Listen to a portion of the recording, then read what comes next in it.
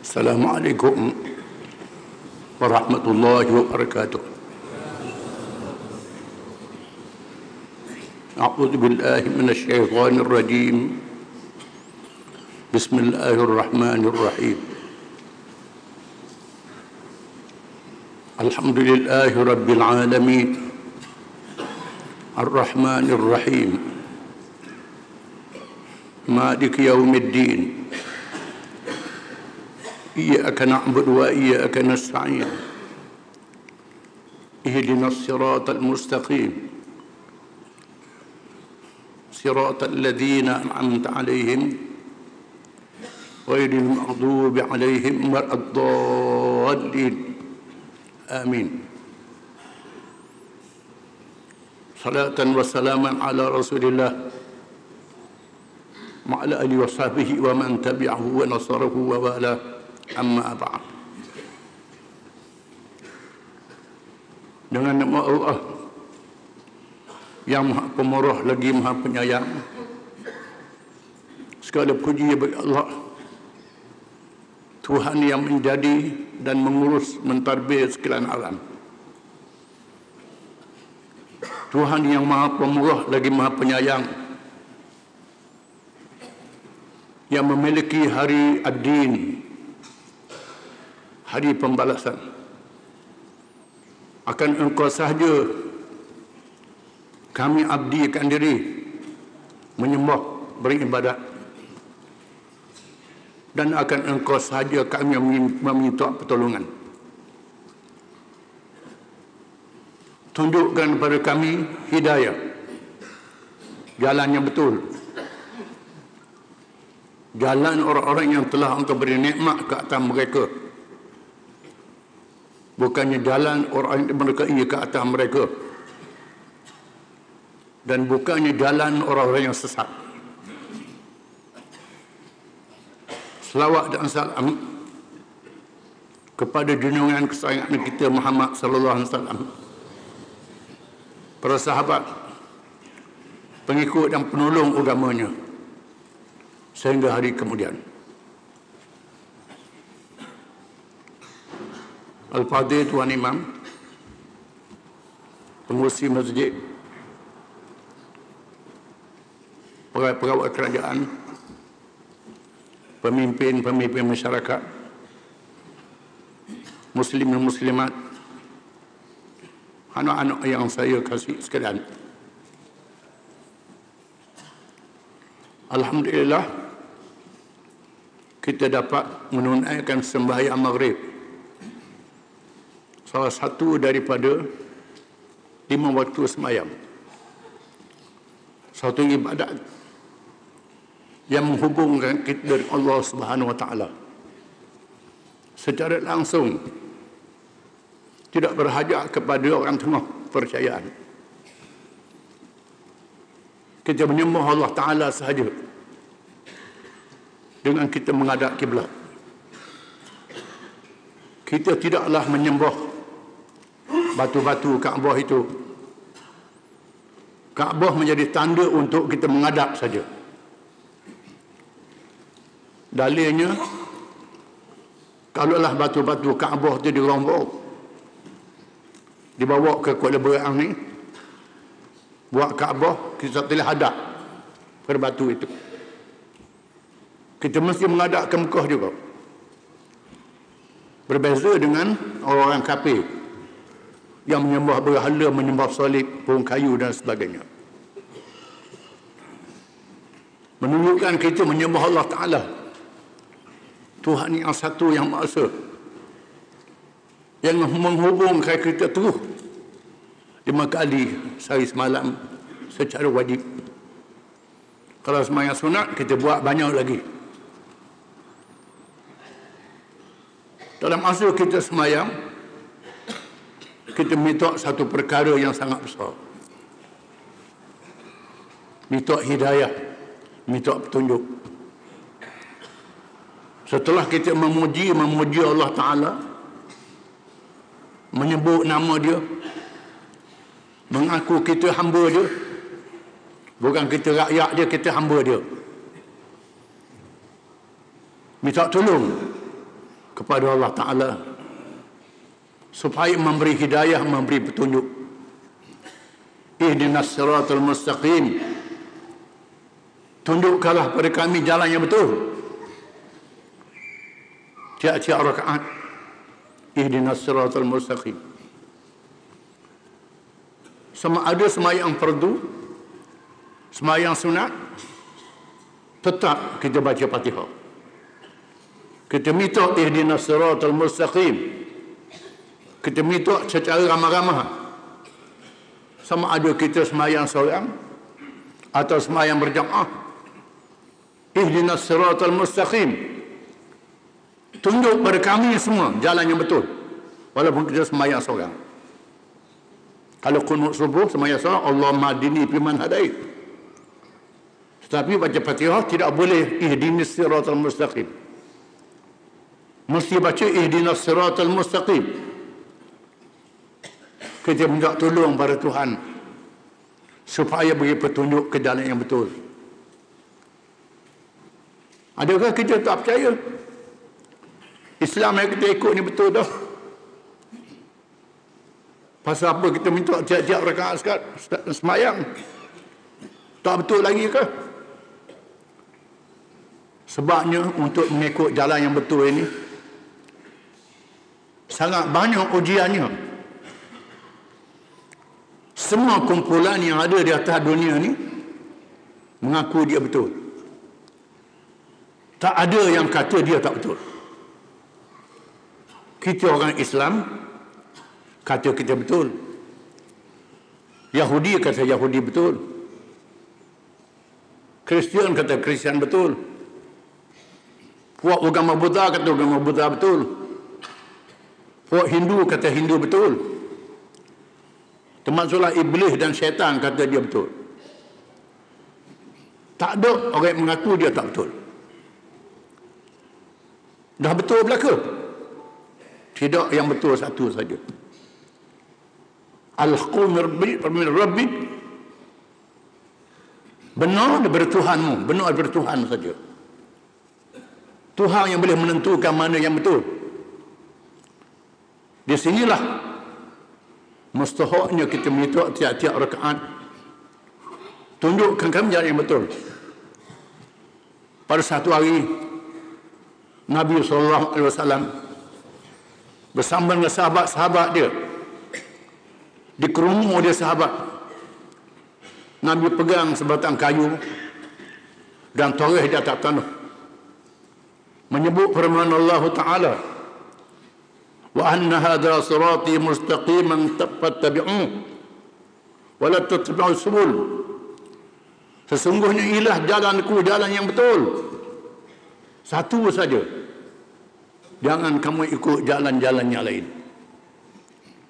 Yang betul satu saja, jalan Islam. Jangan kamu ikut jalan-jalan yang lain. Di atas dunia ni banyak jalan. Nabi torek atas tanah garisannya betul. Kemudian dia buat cabang kiri kanan, kiri kanan. Tiap-tiap jalan ni ada syaitan mengajak orang ikut. Sangat bahaya, Nabi kata. Yang betul satu saja, jalan Islam. Di mana jalan Islam?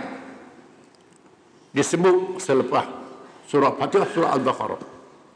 Dzalikal kitabu la raiba fihi hudan lil muttaqin. Tidak syak lagi kitab ini, kitab Quran, menjadi petunjuk ke jalan yang betul kepada mereka yang bertakwa kepada Allah Ta'ala, yang takut pada Allah Ta'ala. Para ulama mengatakan hidayah petunjuk ini ada 4 jenis. 4 jenis hidayah. Yang pertama hidayatul fitrah atau hidayah ghariziyah. Petunjuk mengikut sifat semula jadi. Petunjuk ini ada pada semua makhluk. Pada manusia, pada malaikat, pada binatang, pohon kayu. Petunjuk seperti ikan yang hidup kawasan air tawar, dia tak pergi kawasan air masin. Ikan air masing, duduk kawasan air masing. Tak pergi air tabur. Pohon kayu. Ada yang tumbuh dalam payung. Tanah atas tanah darat mampu. Ada pohon kayu hidup di tepi laut. Bawa kawasan darat hulunya mampu. Bernapas. Ada jatuh menapas menyawa. Manusia pun ada, binatang pun ada. Ini ialah hidayah gharizah. Hidayah mengikut sifat semula jadi. Malaikat ada sifat semula jadi. Tak derhaka pada Allah Ta'ala. Taat pada Allah Ta'ala selama-lamanya. Manusia ada sifat semula jadi. Mesti bernafas bernyawa. Ini ialah hidayah fitrah. Sifat semula jadi. Yang kedua, hidayatul hawas. Petunjuk mengikut perasaan. Perasaan lapar, perasaan sakit, perasaan senang. Perasaan ini ada pada semua. Termasuk binatang. Bila sakit, tepik. Budak-budak kecil yang tak tahu apa, bila sakit menangis. Gembira dia suka. Ini hidayatul hawas. Hidayah mengikut perasaan. Yang ketiga, hidayatul aqal. Hidayah menggunakan akal. Hidayah ini ada pada manusia, tak ada pada binatang. Allah Ta'ala beri akal pada manusia. Binatang tak ada. Walaupun dia nampak, dia kelih, dia tak nak mikir, tak ada akal pada binatang. Pada manusia ada akal. Kemudian yang keempat, hidayatul din. Petunjuk mengikut ad-din, mengikut agama. Petunjuk ini ada dalam Quran, dalam kitab Allah. Dia bawa oleh Nabi-Nabi dan Rasul-Rasul alaihimus salatu wassalam. Boleh dengan belajar, dengan mengaji, menggunakan akal fikiran, dan mesti berdoa pada Allah Ta'ala. Tak cukup dengan cerdik saja, bijak saja, mandi saja. Mesti berdoa pada Allah Ta'ala. Ihdinas siratal mustaqim. Nabi pun berdoa, sahabat pun berdoa, orang alim pun berdoa, orang jahil pun berdoa. Ihdinas siratal mustaqim. Tunjukkanlah kami jalan yang betul, wahai Tuhan. Tak cukup dengan mengaji, belajar saja. Di sinilah iblis. Laknatullah. Satu makhluk yang cerdik. Iblis ni cerdik, bijak, hidup di alam malakut, alam malaikat. Boleh bercakap dengan Allah Ta'ala. Quran mengisahkan iblis bercakap dengan Allah Ta'ala. Allah Ta'ala kata, dia jawab. Berdialog dengan Allah Ta'ala. Hebatnya iblisnya. Iblis tak dapat hidayah, tak dapat petunjuk. Kenapa? Sombong ada dalam diri dia. Takabur ada dalam diri dia. Kita melihat ulama-ulama ahli kitab yang disebut al-maghdubi alaihim, ghairil maghdubi alaihim. Bukannya mereka yang berke ke atas mereka. Mereka ni ahli kitab. Orang-orang alim Yahudi dan Kristian yang tahu akan Nabi SAW. Mereka baca dalam kitab mereka. Kenal Nabi SAW lebih pada kenal anak lagi. Mengetahui tanda-tandanya. Kerana disebut oleh Nabi-Nabi zaman dulu. Rasul-Rasul zaman dulu. Anak murid Rasul-Rasul zaman dulu beritahu kepada anak-anak murid pula akan zahir Nabi akhir zaman. Sifatnya bergian-gian, rupanya bergian-gian. Bahkan terdapat di kalangan orang-orang Yahudi berkumpul di Madinah.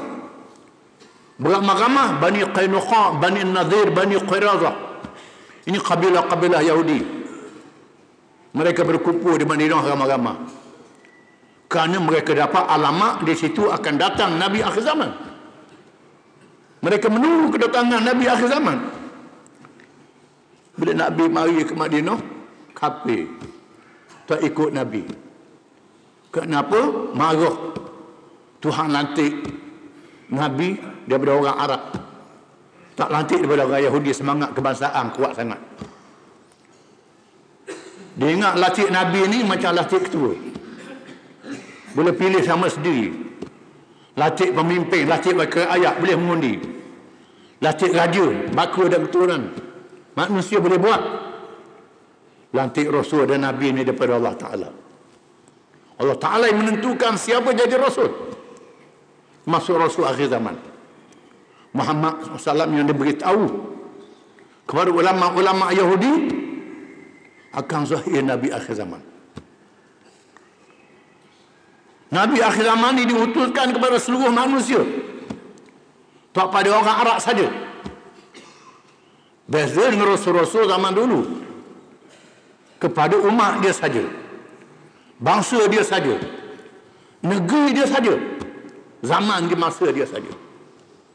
Adapun Nabi Muhammad SAW diutuskan kepada seluruh manusia sehingga hari kiamat. Kerana Allah Ta'ala yang maha mengetahui, dia beri pada manusia di akhir zaman ni sedikit ilmu. Dengan ilmu yang sedikit ini, manusia boleh reka macam-macam alat. Nak pergi ke sana mari dengan kapal terbang yang laju dalam masa yang cepat. Mendapat maklumat dengan telefon, dengan internet pada hari dalam masa yang cepat seluruh dunia. Maka cukup bagi akhir zaman seorang Rasul saja, Muhammad sallallahu alaihi wasallam. Seorang Rasul saja. Allah Ta'ala perintah Nabi Ibrahim alaihi salam supaya menghantar puteranya, anak lakinya Ismail alaihi salam, letakkan di Mekah. Wadin ghairi dhi zar'in, lembah yang tidak ada tanaman, yang tak ada tumbuhan, air pun tak ada. Macam mana nak boleh hidup? Dia letakkan di situ benih Nabi akhir zaman untuk seluruh manusia. Pasal apa tak dilahirkan di tanah Melayu, tanah yang subur air banyak? Tak dilahirkan di Jepun, negeri yang maju, di Amerika, negeri yang maju dan kuat, di England, negeri yang maju, di Jerman? Mengapa dilahirkan di bumi Arab yang kering, yang tak ada air, tak ada hasil masuk? Yang pertama, Nabi akhir zaman ini dilahirkan untuk menyatakan bahawa tugas manusia di atas muka bumi untuk beribadat pada Allah Ta'ala, untuk memakmurkan bumi, melaksanakan hukum Allah dengan membina diri manusia. Bukan dengan duit, bukan dengan pitih. Duit pitih ni alat saja. Benda-benda ni alat saja boleh cari. Tetapi membina syakhsiah, membina diri manusia yang berbeza dengan makhluk-makhluk yang lain. Malaikat alam rohani, binatang jasad saja, kayu batu tubuh tak boleh bergerak. Manusia ada akal, ada roh, ada jasad. Sifat yang ada pada diri manusia yang tak ada pada makhluk yang lain. Manusia yang jalankan tugasnya mesti dibina jasad dia dengan makanan-makanan yang halal, bukan makan ikut suka, makan ikut dam. Dibina rohnya yang bersih, dibina akalnya. Tak cukup dengan hidayah akal saja, mesti hidayatul din, diturunkan petunjuk daripada Allah Subhanahu wa taala. Dijauhkan daripada golongan ahli kitab Yahudi dan Nasrani. Zahir ceruk di Mekah, jauh pada ahli kitab, jauh pada negeri-negeri yang bertamadun, negeri yang maju, untuk diberi padanya ilmu secara langsung daripada Allah Ta'ala. Daripada Allah Ta'ala terus. Allah Ta'ala matikan ayah dan ibunya, hidup dalam keadaan yatim piatu, supaya yang didik Nabi tak ada campur tangan manusia. kepada Allah Ta'ala sepenuhnya. Dilahirkan dalam keadaan buta huruf, tak tahu membaca, tak tahu menulis, supaya tak terima ilmu daripada ahli kitab, salih daripada ahli kitab. Kalau dia pandai baca, pandai menulis, dia boleh belajar dengan ahli kitab, boleh salih. Ini tidak. Diwahyukan Al-Quranul Karim daripada Allah Ta'ala, yang dijadikan mukjizat ilmu, lain dengan mukjizat Nabi-Nabi zaman dahulu. Nabi Nuh dengan topan yang besar, Nabi Ibrahim tahan dibakar dalam api yang besar, Nabi Musa dengan tongkat, Nabi Daud melembutkan besi, Nabi Sulaiman boleh memahami cakap-cakap binatang, burung dan semut, berhubung dengan jin, mukjizat Nabi Sulaiman. Nabi Isa menghidupkan orang mati. Ada pun mukjizat yang paling besar pada Nabi kita Muhammad SAW ialah Al-Quran. Wa in kuntum fi raibin mimma nazzalna ala abdina fa'tu bi suratin min mithlih wad'u syuhada'akum min dunillah in kuntum sadiqin fa in lam taf'alu wa lan taf'alu fattaqun nar allati waquduha an-nas wal hijarah u'iddat lil kafirin. Dan jika sekiranya kamu syak, kamu tak percaya kepada Al-Quran, kitab yang kami turunkan pada hamba kami Muhammad sallallahu alaihi wasallam, kalau kamu tak percaya, silakan membuat satu surah seperti Quran. Surah yang pendek pun tak apa, sebagai pendek aja, tak perlu sebuah Quran. Buat macam Quran. Panggil penolong-penolong kamu. Sama ada penolong-penolong itu Tuhan-Tuhan yang kamu lantik lain daripada Allah Ta'ala, atau pemimpin-pemimpin yang kamu puja. Kamu kata pemimpin ni bijak sangat, cerdik sangat, pandai sangat. Panggil pemimpin itu. Panggil segala ahli ilmu kamu dalam semua perkara. Buat satu surah seperti Quran. Kalau kamu benar, maka jika kamu tidak dapat mengadakannya macam Quran, dan kamu tidak akan dapat mengadakannya apabila masuk, takutlah kamu akan api neraka. Takut pada api neraka. Umpan api neraka inilah manusia-manusia dan batu-batu. Disediakan untuk orang-orang yang kafir. Kafir itu apa dia? Yang lawan. Lawan apa? Lawan Quran. Allah Ta'ala beri amaran yang keras. Quran menjadi mukjizat ilmu. Maka Nabi yang menerima Quran dilengkapkan dua marhalah, Makkiyah dan Madaniyah. Mekah dan Madinah. Di Mekah mereka membina iman, membina keyakinan, menguatkan keimanan kepada Allah, percaya pada hari akhirat, sehingga beriman pada Allah bukan saja beribadat kepada Allah, tetapi takut pada Allah Ta'ala, tak takut pada segala manusia dan kuasa besar dunia. Melahirkan sahabat-sahabat yang gagah berani, yang sanggup menyampaikan Islam kepada seluruh pelosok dunia. Setelah 13 tahun Nabi berdakwah di Mekah, mengajak penduduk Mekah beriman, ikut perintah Quran. Apa yang Quran suruh kena ikut. Dalam perkara ibadat, jangan sembah Tuhan yang lain daripada Allah Ta'ala. Semayang mengikut cara yang Allah Ta'ala ajar. Ibadat-ibadat yang lain, termasuklah mentarbih kehidupan manusia. Nikah kahwin, jual beli, meretah negeri, tadbir negeri, tarbih dunia, mesti ikut Al-Quranul Karim. Pemimpin Mekah bertemu dengan Nabi SAW, supaya Nabi jangan ajak benda ni. Mereka sanggup latih Nabi jadi raja, sanggup latih Nabi jadi pemimpin, dan sanggup nak beri harta kekayaan. Ambil harta kekayaan yang ada di Mekah ni, beri kamu belaka, wahai Muhammad. Biar orang cara orang kaya cari harta lain. Munah apa? Tapi jangan bawa hukum Quran ni. Arak tak boleh, judi tak boleh, zina tak boleh, apa dia ni? Biar boleh belaka.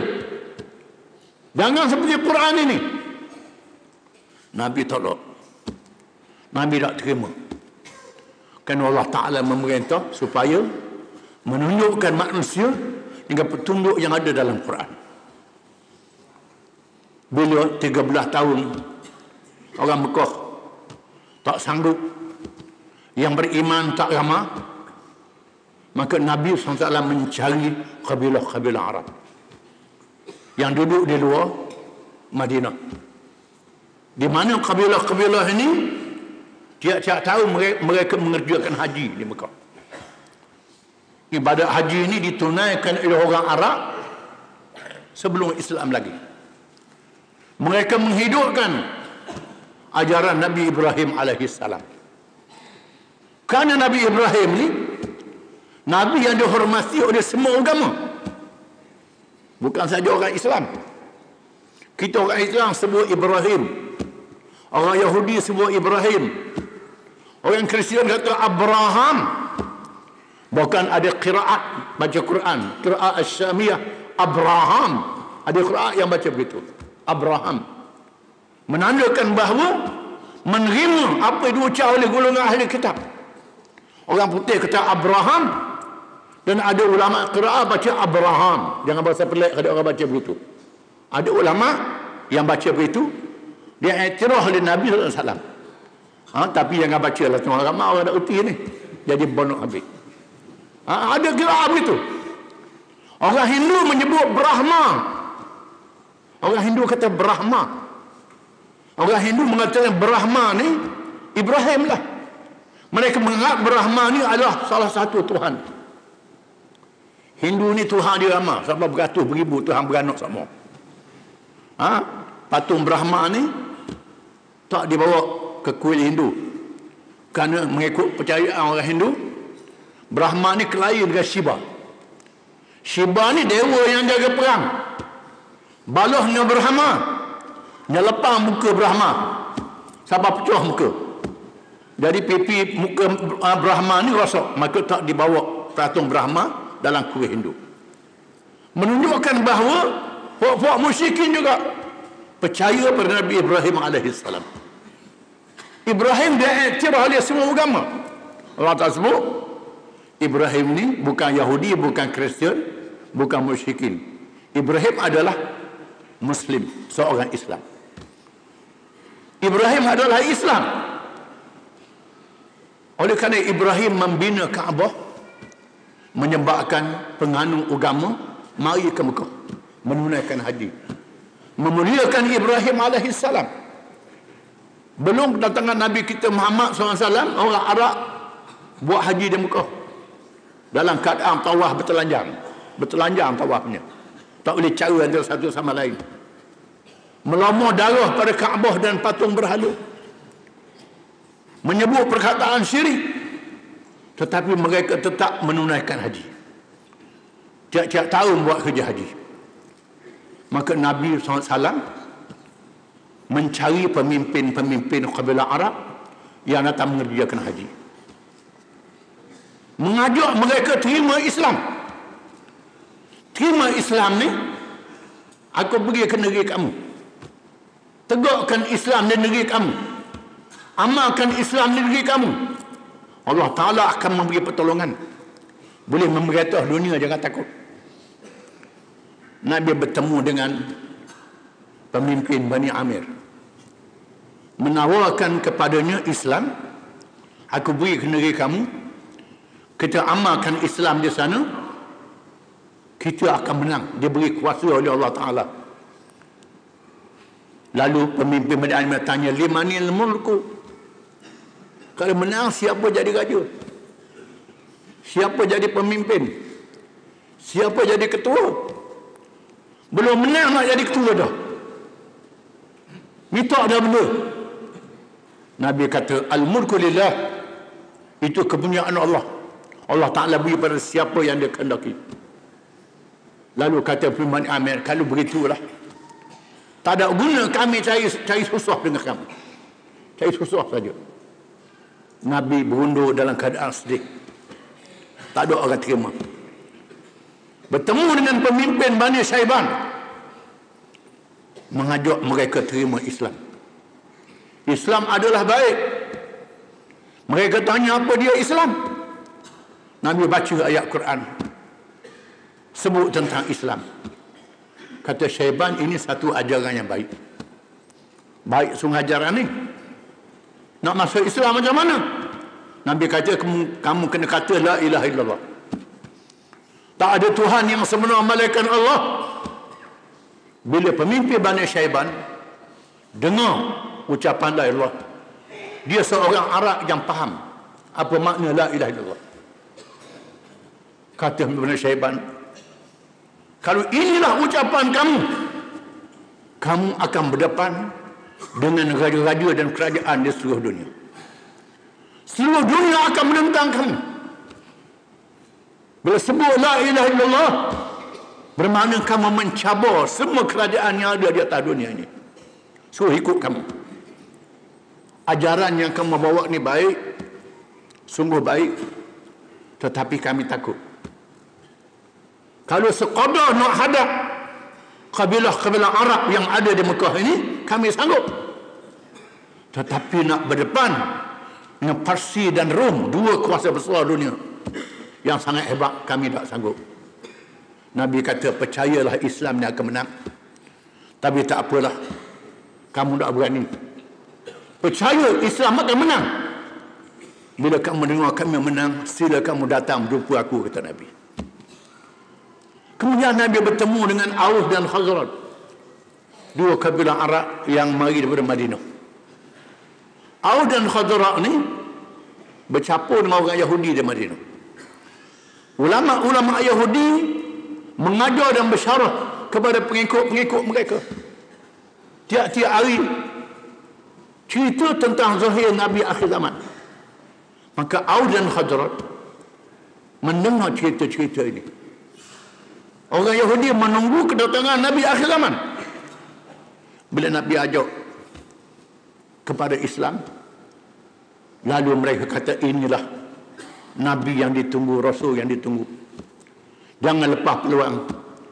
Mari kita beriman kepadanya. Lalu orang Madinah beriman, percaya pada Nabi, dan Nabi minta bai'ah. Bai'ah dengan makna menjual diri dan harta bagi menegakkan Islam. Sanggup berkorban diri dan harta bersama dengan Nabi SAW. Mereka sanggup. Maka Nabi pun berhijrah ke Madinah. Di Madinah Nabi mendirikan masjid. Ini perkara yang pertama. Di masjid inilah tempat orang ramai berkumpul mendengar pengajian agama, mendengar Quran dan wahyu yang diturunkan, bagaimana menghakimi, memerintah negara. Dan Nabi buat perjanjian dengan orang-orang Yahudi di Madinah.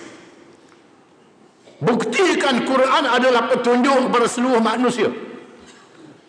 Di sana ada orang yang sudah terima Quran adalah petunjuk. Di sana ada orang yang nak tengok dulu. Di kalangan orang Yahudi ada yang nak tengok dulu. Kebetulannya orang Yahudi, orang Arab, kalau campur semua sekali, mereka adalah golongan majoriti.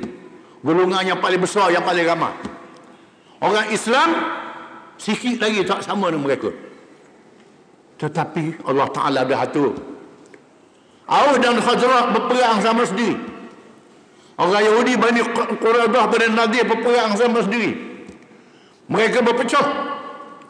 Nabi pergi ke Madinah. Nabi menyatukan orang Islam, Muhajirin dan Ansar. Aus dan Khazraj yang masuk Islam. Orang Islam bersatu, orang kafir berpecah. Menyebabkan orang Islam lebih kuat pada orang kafir. Dan orang kafir yang rusing Kan duduk perang sama ni, mudah-mudahan dengan adanya pemerintah yang baru akan wujud keamanan. Maka mereka menerima Nabi menjadi pemimpin negara. Lalu dibuat perjanjian, disebut Sahifah Madinah, Piagam Madinah, Perjanjian Madinah, di antara Nabi, sahabat-sahabatnya Muhajirin dan Ansar, dan orang yang bukan Islam. Mereka menerima untuk jadi rakyat, sanggup duduk di bawah pemerintahan Islam yang adil. Pada masa inilah Nabi kita menunjukkan pemerintahan Islam yang adil pada seluruh manusia, membuktikan Islam ni baik, dan orang kafir tengok Islam ni baik. Nabi tunjuk bukti dia, antara contohnya, tak cukup masa nak sebut semua kali. Nabi pinjam duit dengan seorang Yahudi, berhutang dengan seorang Yahudi. Padahalnya Saidina Osman kaya, Umar bin Khattab kaya, banyak sahabat-sahabat yang kaya. Mengapa Nabi tak berhutang dengan sahabat-sahabat yang kaya ni? Berhutang dengan orang Yahudi.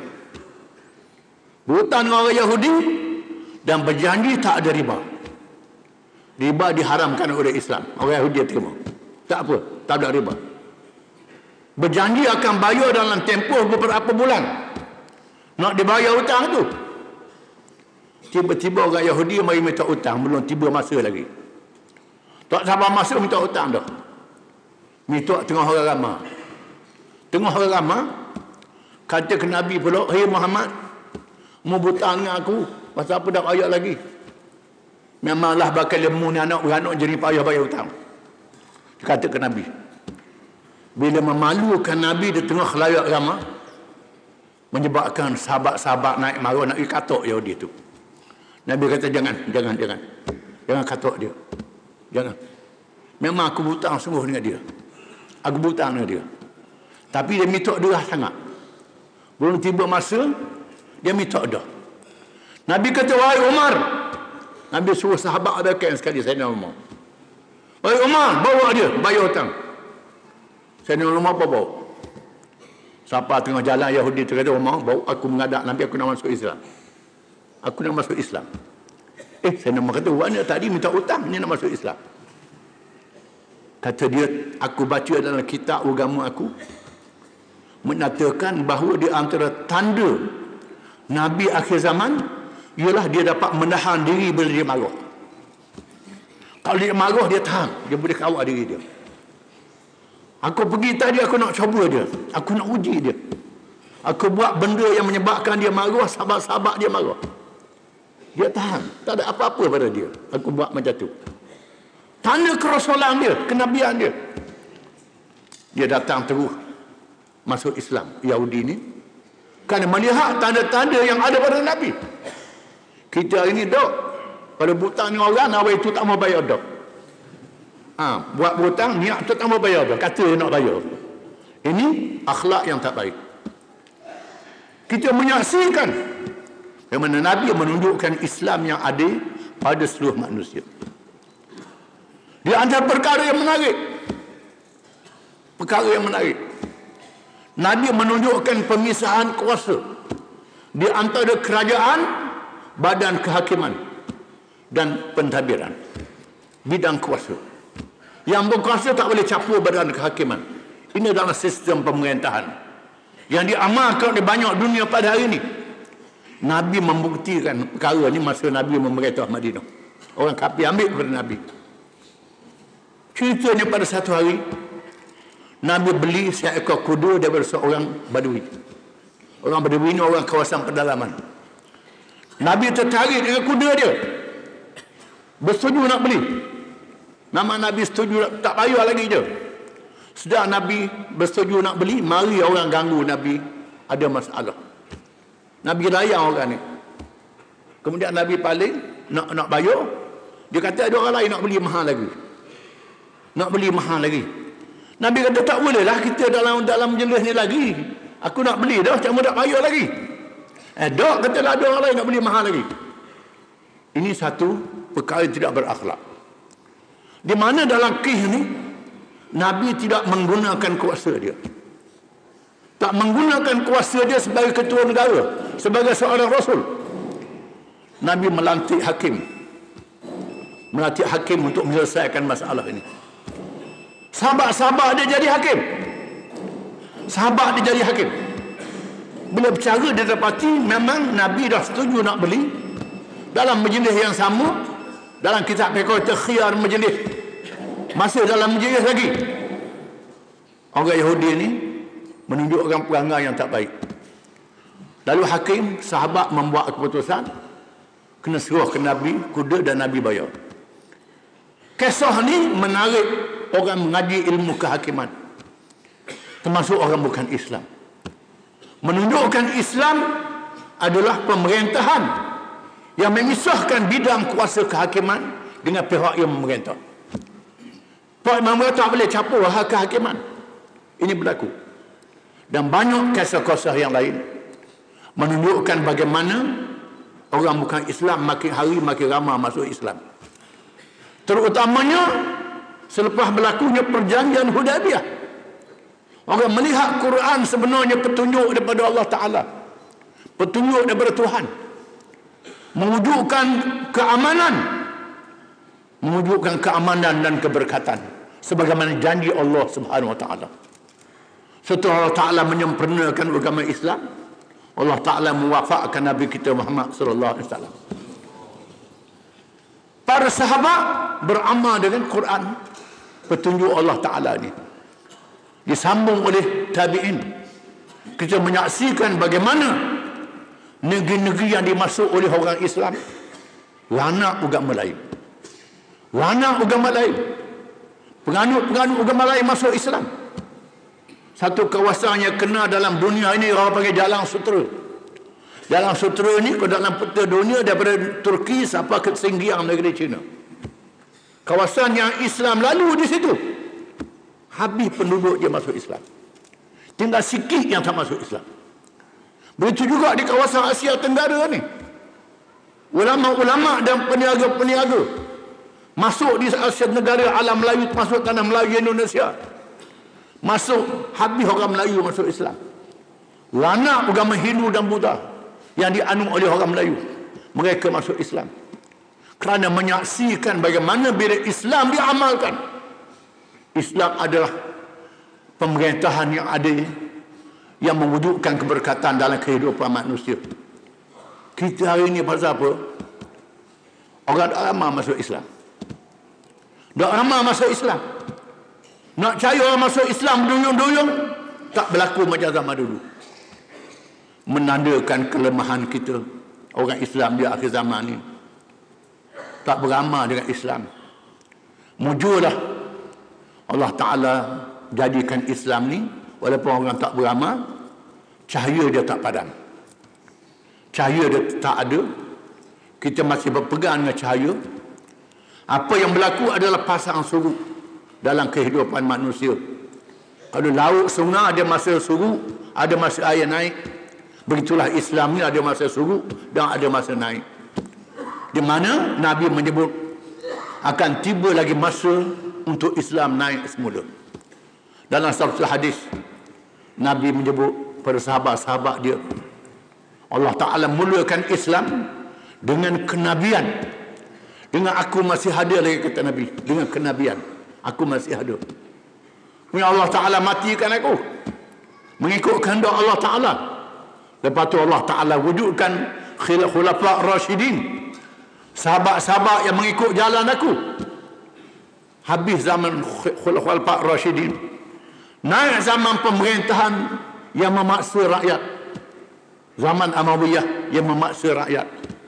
Kemudian habis zaman memaksa, naik zaman pemerintahan yang memamuh dan menggigit rakyat, kata Nabi. Kemudian akan tiba pada akhirnya pemerintahan Islam semula sebelum berlakunya kiamat.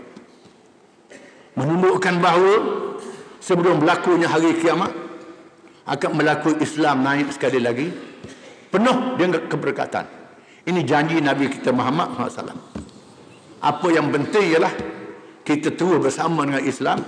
Susah senang macam mana pun mesti bersama dengan Islam, dan sentiasa berdoa pada Allah Ta'ala menguatkan iman kita. Kalau mati dengan Islam, yang hidup lagi sambung dengan Islam. Sama dengan Islam. Cukup sekadar itu. Allah Ta'ala berkati kita semua. Walhamdulillahirabbil alamin.